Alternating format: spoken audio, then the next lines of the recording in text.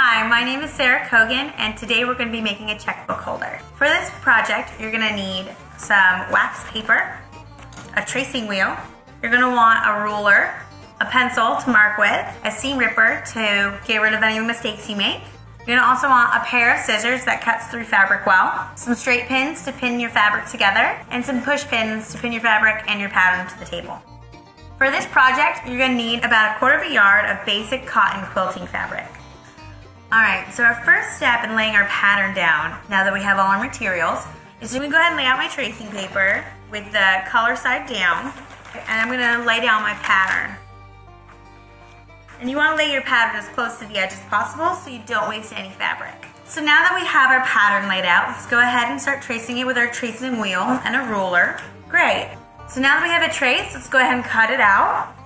Now that we have our pattern piece cut out, we're going to start by serging off or zigzagging the edges of our fabric. Now that we've bound off our edges, we're going to go ahead and start with our first crease. We're going to fold down on our outer edges. Once you have pinned both of your edges, you're going to give it a press. Then after you've pressed it, you're going to put a 1/2 inch seam right along the edge. Once you've done your 2 seams, you're going to go ahead and flip your fabric over, and you're going to fold down your top horizontal line. Once you've done that, you can pin it, and we're going to go to the machine and sew out on our side seam. So go ahead and fold our seams back and give them a little press on the iron. So now that we're all pressed, we're going to go ahead and turn it inside out. Once you've done that, let's go ahead and give it a nice little press. Get all the folds and the seams nice and crisp. So you're going to sew right where our 2 seam lines meet, and I drew a little pencil line to help me with that.